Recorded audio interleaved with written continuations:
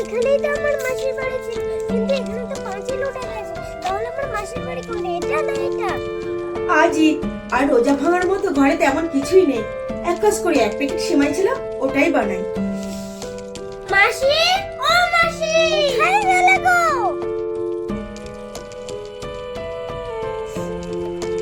আর রোজাটা এইগুলোই দিয়ে ভাঙি, আর কি হবে। মাসি, ও মাসি, তোমাকে সারা বাড়িতে খুঁজে পাচ্ছি না।